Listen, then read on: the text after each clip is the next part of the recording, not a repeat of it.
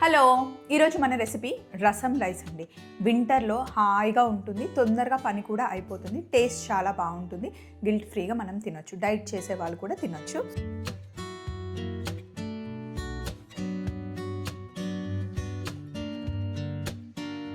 అయితే వర్క్ని ఈజీగా చేయడం కోసం, వీడియో లెంత్ పెంచకుండా ఉండడం కోసం ముందే నేను ఇది బాయిల్ చేసి పెట్టేశాను. ఏమేమి వేసాను అంటే ఇక్కడ చూడండి. 1 cup Sona Masuri rice, 3/4 glass కందిపప్పు.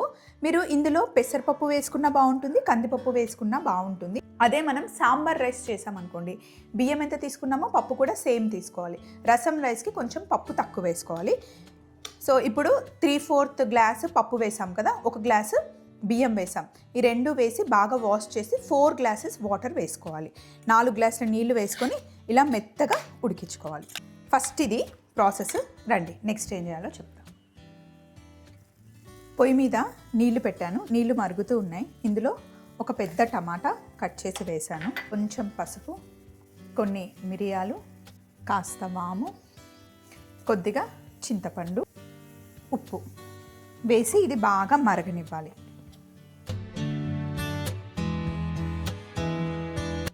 ఇవన్నీ నీళ్ళల్లో బాగా మరిగిన తర్వాత ఇప్పుడు మనం ఇందులో రసం పొడి వేసుకోవాలి.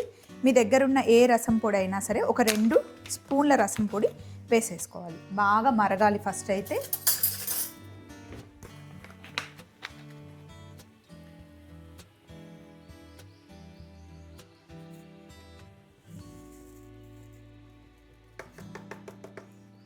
టూ స్పూన్స్ రసం పొడి వేసి బాగా కలుపుకొని మరగనివ్వాలి. మరుగుతున్న రసంని ఇక్కడ పక్కన పెట్టాను. ఈ స్టవ్ మీద ఇంకొక గిన్నె పెట్టాను.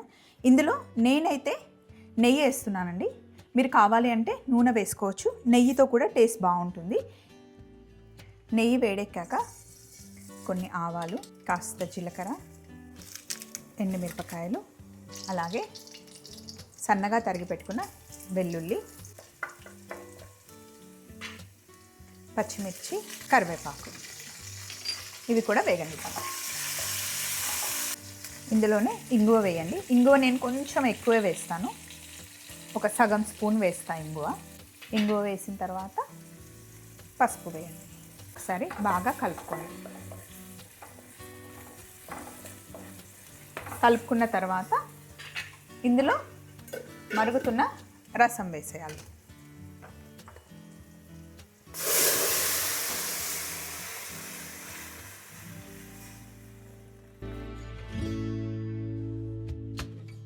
రసం వేసి ఒకసారి మొత్తం బాగా మరిగిన తర్వాత ఇప్పుడు మీరు కావాలి అంటే ఉప్పు సరిపోయిందో లేదో టేస్ట్ చూసుకోవచ్చు.